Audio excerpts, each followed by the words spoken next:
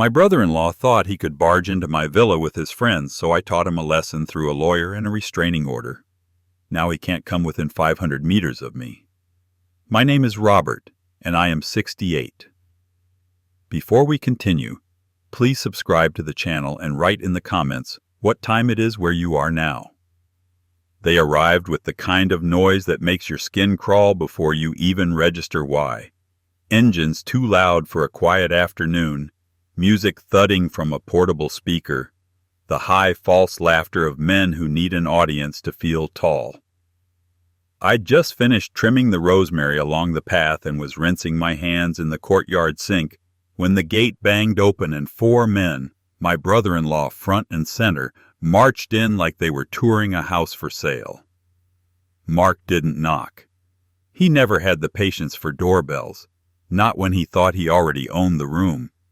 He wore that smirk he'd perfected over the years, a smirk that softened into charm when it earned him something and hardened into cruelty when it didn't.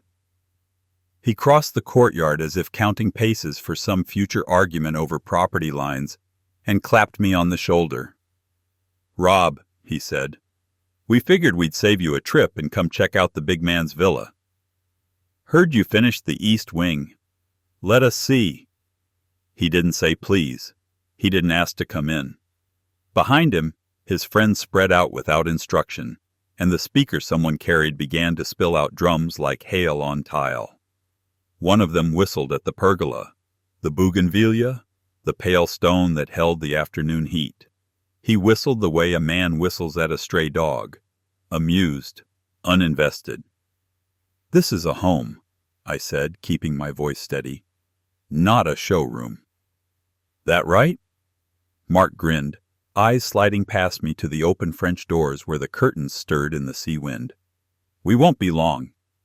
Just a quick look. Family discount." Family. He used that word like a skeleton key. It never mattered that he'd never paid a single bill for this place, never lifted a beam, never sanded a jamb until it sang smooth. It never mattered that my late wife, Elena, had picked every piece of tile in the kitchen by hand and run her fingers over the counters as if memorizing an alphabet only she could read.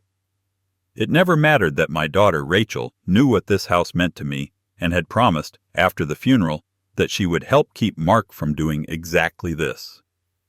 "Where's Rachel?" I asked. "In town," he said lightly. "She'll be by later." Consider it a surprise visit. His friends had already slipped into the great room. One crossed to the wall of photographs and tilted frames with careless fingers. Another turned the handle on the study door. The sound of the latch made the hair stand up on my arms. "Not that room," I said. Too late. The door swung open. Drawers rattled open and shut as if a raccoon had found the pantry. Someone laughed. I stepped between Mark and the house. "Everyone out," I said. "Now." He stared at me for a long second, delighted by my sudden firmness the way a boy is delighted by a bee trapped in a glass. "Relax," he said. "We're just looking." What's the worst that can happen, huh? It's not like we're stealing the silverware. We're family. Is that who we are? Family? A man who turns the weight of grief into leverage? A man who brings 3 strangers into a house where the walls still keep a widow's breath? How could he speak the word with such ease when he'd never understood it? "Leave," I said again. "Last warning." He smiled again, wider. "Or what?" One of his friends called from the study. "Hey, Mark, check this out." The sound of thin paper skittering across the floor cut me sharper than a shout. I imagined the worst. Elena's letters, the small notes she had taped behind pictures where only I would find them on the worst days, her handwriting looping like a song she never got to finish. I saw one of the men pick up a photograph of our daughter as a toddler in Elena's arms and tilt it like an antique appraiser. I saw decades of quiet care treated like props at a yard sale. My hands didn't shake when I reached for the landline by the door. I didn't argue about respect or hospitality. I didn't list the money I'd spent or the laws they were breaking. I dialed a number I'd stored under Elena Atchie. Months ago, a friend from the Rotary, an unflappable woman named Sophia, had insisted I speak with a lawyer she trusted, just to have someone. I had met this lawyer once in a cafe and left with a card and a promise I prayed I'd never need. I needed it now. "Describe what's happening," the receptionist said. I did. Concisely. Names, time, actions, trespass. She asked if I felt unsafe. The word stuck in my throat long enough to turn into something else. Humiliation, anger, resolve. "Stay on the line," she said. "I'm notifying the attorney and local police." I set the receiver down and walked back past Mark. He watched me, trying to gauge whether this was another bluff from a soft old man. "You wouldn't," he said. I did. He cocked his head, amused in spite of himself. "You really called the cops on family?" I looked at the photograph on the wall nearest me. Elena in the courtyard, a sun hat shading her eyes, her hands dusty with potting soil, her mouth caught mid-laugh. If there was a moment in my life that felt like a compass point, it was that photograph. I kept my voice even. "I called for help because you won't stop." The sirens did what speeches never could. By the time the patrol car rolled up, Mark had corralled his friends, turned down the speaker, smoothed his hair. He spoke to the officers with a cousinly charm I'd seen him use on waiters and foremen, the tone that made you feel silly for insisting on rules. He said it was all a misunderstanding. He said I must be confused. He said we were family. The officer listened, looked at me, and finally asked a simple question. "Do you want them off the property, sir?" "Yes," I said, "right away." Mark's smile didn't reach his eyes as he backed toward the gate. "This is how you want to play it?" he asked. "Lawyers and cops?" "This is how I stop you," I said. He wagged a finger as if we were play acting. "Okay, Rob, if that's how you want it." When the gate closed behind them, the silence rushed in like cool air after a storm. The letters in the study lay splayed like fish on a dock. I gathered them with careful hands, breathing through the old ache of seeing Elena's handwriting. I stood in the doorway of that room until my heart slowed. How could my own daughter allow this? The question pressed behind my ribs. She hadn't been here. Perhaps she didn't know. Or perhaps she had decided that Mark was easier to go along with than the tedium of asking what he was doing. I wanted to believe the first. I dreaded the second. Sophia's lawyer, her name was Elena too, small mercy, called back within the hour. Her voice was steady, more businesslike than comforting.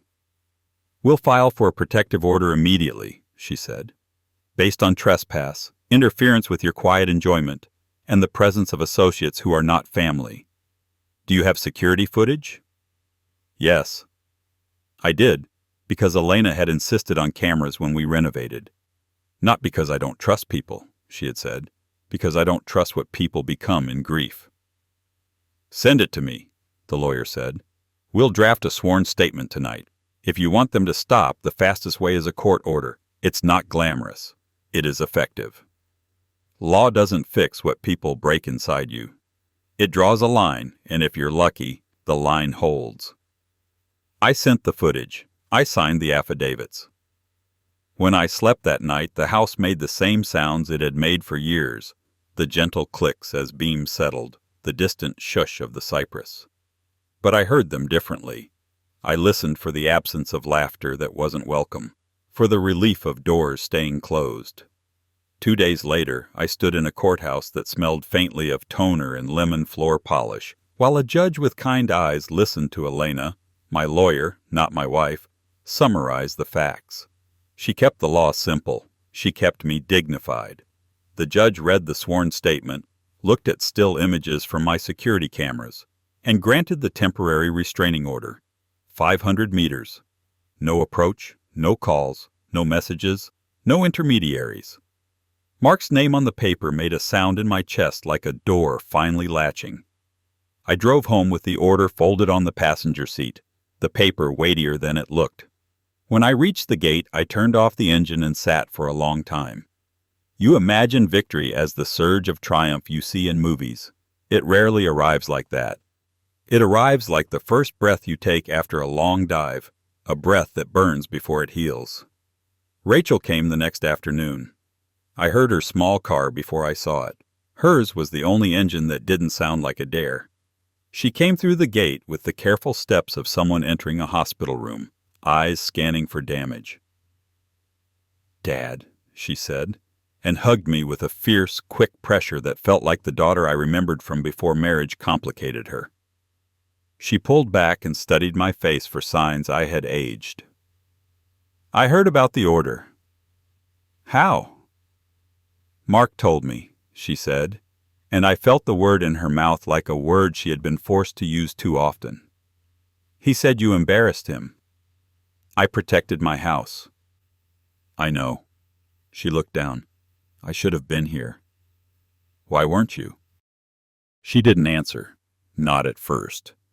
She drifted to the study door and stopped there, gaze catching on the straightened stack of letters, the photograph I'd put back in its place. When she finally spoke, her voice was low.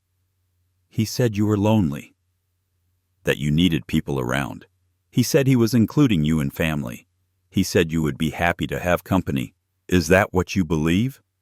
She winced a little, like a child caught in a lie.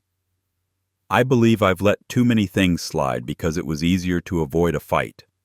I wanted to tell her she didn't owe me explanations that were really apologies. I wanted to tell her I understood how marriage asks you to make bargains you don't recognize until you're in too deep. But the truth was simpler and heavier. "He crossed a line," I said. "He made strangers part of it." She nodded, tears making her eyes bright without falling. "The order is right," she said. "I'll deal with him. You don't have to choose between us." "Don't I?" she asked, and I heard in her voice the same tiredness I recognized in my bones, the tiredness of being a middleman in a war you never wanted. The order worked as orders do. Quietly, mostly. For a week nothing happened, and then the gate camera recorded Mark's truck idling past the property at dusk, slowing just enough to test distance. I called Elena. She called the police. A citation followed, a fine. It wasn't dramatic. It didn't need to be. Each small enforcement stacked like bricks in a wall. He didn't understand at first. People like Mark always assume the rules don't apply to them because charm has always softened the edges of consequence. When the wall held, I watched something change in his posture the next time I saw him, from a distance, in the supermarket parking lot, where he paused as if to approach, looked at his phone, then turned away. I could have left it there. The law and I would hold the line, and time would do the rest. But quiet doesn't fix rot, it just muffles it.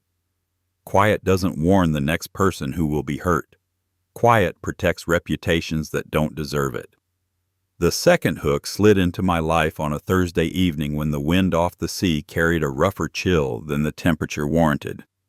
I'd settled at the kitchen table with a cup of tea and Elena's recipe book open to pages I hardly cooked from anymore when a text arrived from an unknown number.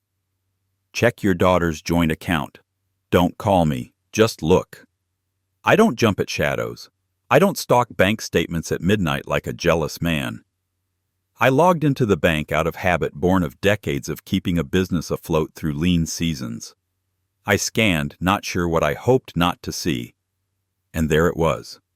Transfers from Rachel's savings to another account, small at first, then bolder, $200, $500, $1,200, memo lines empty or labeled with vague fluff like reimbursement.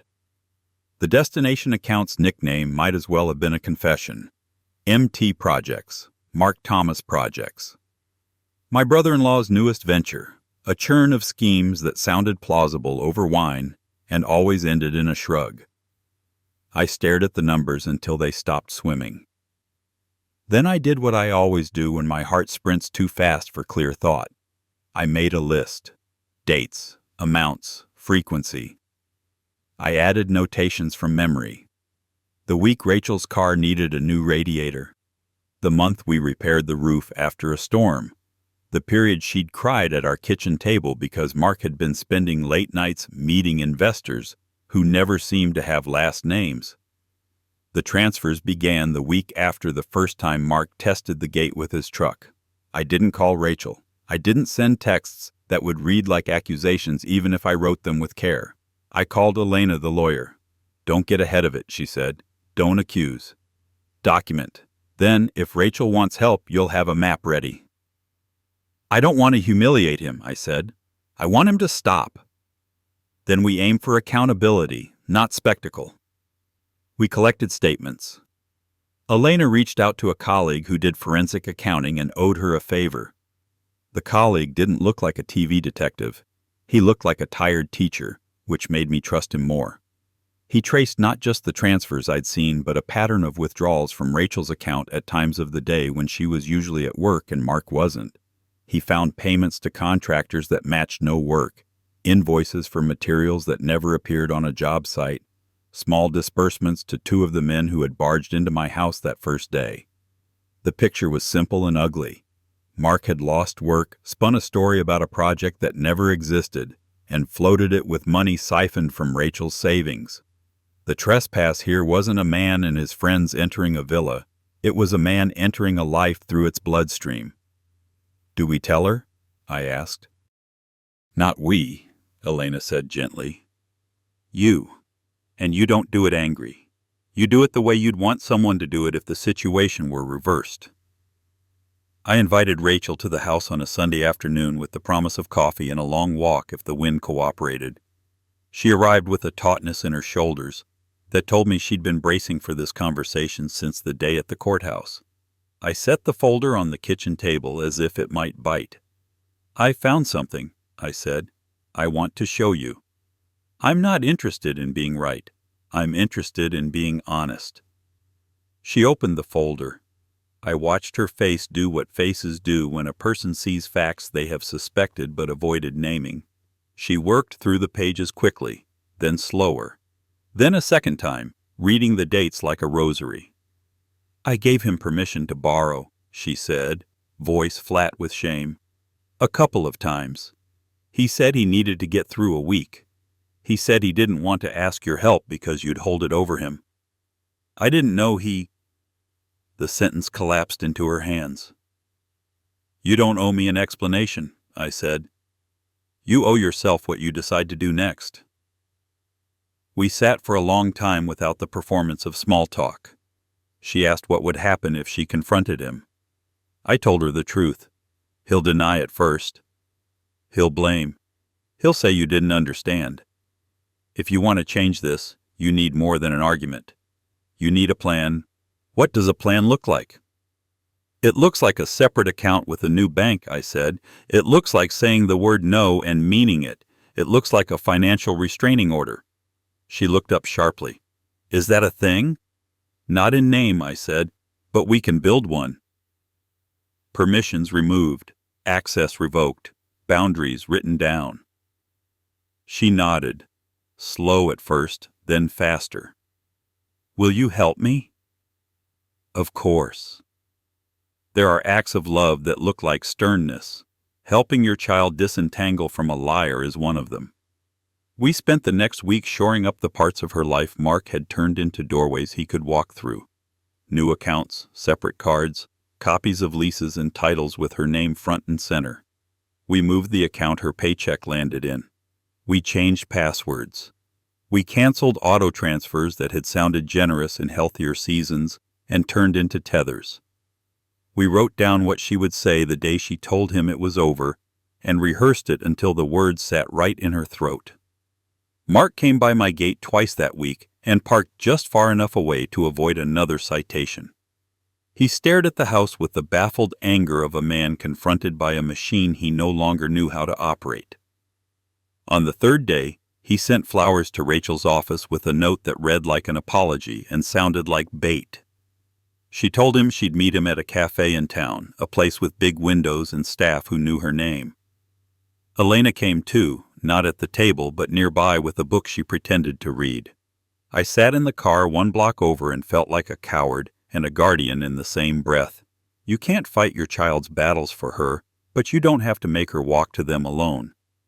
He arrived late and smiling, a man certain that charm would end this like it ended other inconveniences. He reached to kiss Rachel. She stepped back. He began the speech. I know I've been distracted. It's not what it looks like. You're making a bigger deal than necessary. She let him finish. Then, calm as a teacher handing out a test, she slid copies of the statements across the table. Here's what it is, she said. Not what you say it is. His eyes raced. You could see the gear shift. Deny, minimize, attack. He chose minimize first. It's just a bridge, he said. I told you. The investors are late. It's like 3 transfers. 412, she said. He leaned back like a man who'd just been slapped in front of a crowd. So what? We're married. No, she said gently. We're not. He squinted, confused by the verb tense. We are. We were, she said. I'm done. He exhaled an ugly laugh, sat forward, put his hands flat on the table like he might lift it. You don't get to be done with me. She didn't raise her voice. I do, she said. And I am. He scanned the cafe, looking for sympathy that would take the edge off his humiliation. He found none. He reached for his phone. Elena stood up from her table and walked out the door to make a call I didn't need to ask about. Rachel stood too. You can keep the flowers, she said. You can keep your investors. You can keep your stories. You can't keep my money, and you can't come near my father's house. He opened his mouth. She turned and left. He didn't follow. Outside, the wind had softened, a sign that meant nothing and everything. She walked to my car and slid into the passenger seat without a word. We sat like that for a minute, the way you sit at a graveside when the eulogy is over and the dirt is not yet falling. I used to think if I loved him harder, she said, he'd become the man he promised to be. That's not how promises work, I said. She laughed once, small and bitter. I know. Mark wasn't reckless enough to violate the restraining order by approaching me again. He was reckless in other ways. He told anyone who would listen that Rachel's father had poisoned his marriage. He told neighbors I was a lonely man with too much time and too little to do. He told his friends, the ones who had rifled through my study, that we were vindictive and rich and unaccustomed to being told no. I didn't answer words with words. I answered with documentation. Elena filed for the extension of the restraining order to a permanent civil order, attaching the pattern of proximity violations and a summary of the financial siphoning we documented with Rachel's permission. I expected bruising argument. Instead, I watched Mark shrink slightly under the weight of paperwork he couldn't flirt his way around. The hearing was short, procedural, the way justice often is when it has everything it needs and nothing to prove. The judge extended the order, and Mark's jaw worked as if he were chewing a stone. There's a thing that happens to men like Mark when the world stops treating them like exceptions. They look for a new audience. He found one in a contractor named Alvarez who had worked jobs with him years prior and still tolerated his delays. Alvarez called me a week after the hearing. I don't like being a messenger, he said, but you should know he's been asking about the villa. He's trying to hire someone to send a message. Graffiti, maybe a broken window. Childish. Why tell me? I asked. Because I've got a daughter, he said, and because I watched him toss receipts into a fire once and laugh. Men who laugh at receipts will laugh at the law until it bites. We added the tip to our stack. Elena forwarded it to the police liaison attached to my order. Nothing happened the next week, or rather, something important happened. Nothing. I slept through the night without waking at the sound of a truck downshifting on the road below. I took coffee on the terrace without scanning the ridgeline for watchers. I walked the path Elena loved without rehearsing what I'd say to police if I found damage. There is a particular peace in knowing that a boundary has teeth. That might have been enough.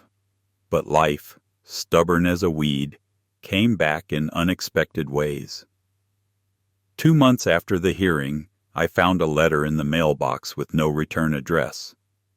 Inside was a rusty key and a note in an unfamiliar hand. He keeps a storage unit off Route 3 under his cousin's name. If you want proof of everything, it's in there. He keeps records because he thinks it makes him look professional. I took the key to Elena. She sighed, a sound that made me feel simultaneously protected and exhausted. "We don't raid storage units," she said. "We don't play detective. We subpoena what? Whatever is there, if a case warrants it," she said. "At minimum, if we can confirm the unit's existence, we can warn Rachel's divorce attorney. If he's hiding assets or records, that changes leverage." "I don't want leverage," I said. "I want him to stop hurting people." "Often," she said dryly, "leverage is how you get people to stop. We didn't break locks. We didn't crawl under fences. We did something far more boring and far more powerful. We hired a private investigator to verify the unit's rental in the cousin's name and its frequent use by someone matching Mark's description. The investigator sat in a car for 3 days and sent us photographs of Mark entering the unit twice and exiting with a black ledger in hand. The attorney for Rachel's divorce, another woman with the calm of a medic, filed a motion to compel disclosure of all records related to marital assets and business activities. The court granted it. Mark, cornered by his own belief that keeping papers makes you serious, had to produce the ledger.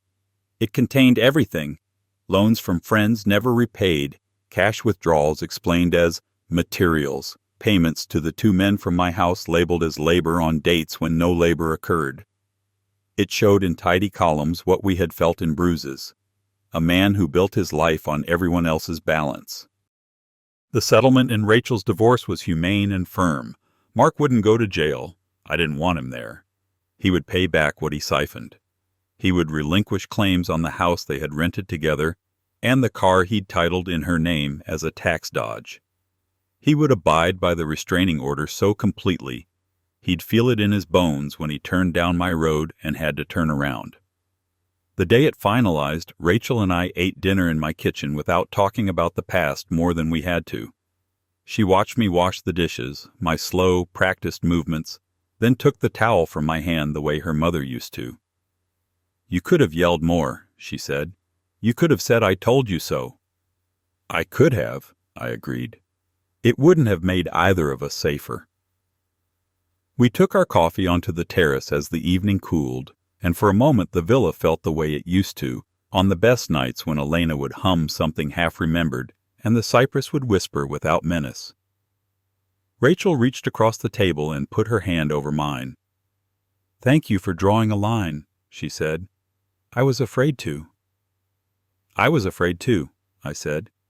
"Afraid of being alone. Afraid of being cruel. Afraid of turning into a man who uses the law like a club because he has nothing else. But you know what I learned?" "What?" "That boundaries aren't weapons," I said. "They're fences you put around gardens because you want something to live." Mark didn't vanish. He showed up in smaller circles, his voice muted, his contracts thinner. People who had once found him entertaining now found him exhausting. Every time he tried to reinvent himself as a man wronged by cold relatives, someone would say, "Wasn't there a restraining order?" And the conversation would move on without him. That's a punishment you can't impose from a bench. It happens when communities watch and learn. There was one last attempt at theater. On a wet November morning, the mason I'd hired to repair a crack in the garden wall found a message spray-painted on the backside. "Old thief." The paint was fresh. The insult was stale. The mason looked at me like I should rage. I went inside, printed a copy of the order, and taped it to the gate. Then I called Elena, who called the police, who added the incident to a file that had grown from slim to solid. The next day, the wall wore a new coat of lime wash. The insult disappeared as completely as mist. Justice triumphant doesn't always look like a parade. It looks like Rachel changing her locks and sleeping through the night. It looks like my phone not buzzing at odd hours with questions phrased as favors. It looks like the gardener whistling again as he trims the cypress because he's no longer watched by men who record strangers' lives on their phones. It looks like a house inhaling after years of being held too tight. Some afternoons I walk the length of the villa and stop in doorways the way you do when you learn to love a place again. The study smells like paper and cedar, not fear. Elena's letters sit in a wooden tray I carved in a carpentry class at 55 when I needed to learn how to make something with my hands that wasn't a business. The kitchen holds the dented pot she used to make beans on Sundays and the skillet that refuses to be replaced by something slicker. The great room keeps light the way it always did, generous to everyone who walks through without entitlement. Do I forgive him? People ask as if forgiveness were a lever you pull to make your own heart lighter. I don't hold rancor as a hobby. I don't polish grudges like stones. I don't forgive him because forgiveness would suggest a return to how things were, and how things were nearly destroyed my daughter's trust in herself and my house's quiet. I don't need to forgive him to move on. The law forgave nothing and demanded only distance, and that is enough. I see him sometimes from far away, at the edge of the market square or driving past the road that leads down to the sea, and I feel no heat in my chest. I feel what you feel when you watch a wave break and decide not to go swimming that day. A knowledge, a choice. The day the permanent order was signed, I stopped by the stone bench under the olive tree where Elena used to sit with a book. I sat there until the shade lengthened and the evening cooled enough to lift the damp from the stones. I said her name out loud because it mattered that someone said it. I told her what had happened in the clipped, practical way she loved. We kept them out. We helped our girl. We returned the house to itself. I told her what I'd learned, which she'd tried to teach me long ago. That wanting to be liked is how you lose your house. Wanting to be safe is how you keep it. Mark once accused me of using the law because I was too weak to use my fists. I didn't bother to correct him. I'm too old to waste breath on men who mistake volume for strength. I used the law because it worked. I used the law because I wanted the next old man with a villa and a memory of a woman he loved to know that there is a way to draw a line that doesn't depend on the goodwill of a bully. On the morning of my 69th birthday, Rachel stood at the kitchen counter whisking eggs the way her mother did, elbow tucked, wrist loose, attention on the sound rather than the clock. The house smelled like coffee and bread. She set a plate in front of me and kissed my hair. The day had the soft light you only get near the sea right before winter. The silence was clean, not empty. "Do you ever think about selling?" she asked suddenly, not looking at me, not as an instruction, but as a practical question, the way she used to ask what size screws to use on a bookshelf. "I think about staying," I said. She smiled without turning around. "Good." Later, we walked the perimeter of the property and counted the cypress just because we never had. At the far edge near the old wall where the insult had briefly lived, we stopped to look at the horizon. The wind was up. The water kept its promises. "Do you think he'll try again?" Rachel asked. "He'll think about it," I said. "Men like him always do. But the world is smaller for him now. Not because we ruined it. Because he did." She took my arm. We stood that way a long time, letting the sea do what it does best, erase useless noise. People love stories about revenge because they imagine revenge as a symphony, loud crescendos, heads turned, a final note that leaves an audience crying. Mine wasn't a symphony. It was a ledger. It was a signature. It was a distance measured in meters. It was a judge saying yes to a simple, unglamorous request. Keep this man away from this house. Justice triumphed, not with fireworks, but with doors that stayed shut when they should and opened only for those who knocked. Justice triumphed in the way my daughter's shoulders lowered when she slept. Justice triumphed in the quiet. And sometimes, when the sun is low and the stones hold the last of the day's warmth, I sit on the steps and listen to the wind moving through the bougainvillea, and I let myself ask the question I was too ashamed to ask before the paper was signed. How could my own daughter let so much slide for so long? The answer is not a neat one. Fear, love, habit, the way lies sound like solutions when you're tired. She didn't choose him over me. She chose quiet over conflict and didn't notice it became surrender. She notices now. I gave Mark a lesson, yes, through a lawyer and a restraining order, but the person who learned the most is the one who needed to, me. I learned that love without boundaries is not kindness, it's carelessness. I learned that the slow, boring mechanisms of the world we built, paperwork, hearings, orders, are what keep homes like mine from becoming stages for men like him. And I learned that a house can heal the way a body does, slowly, with scars you learn to live with a little stiffness in bad weather, with a quiet you protect every day.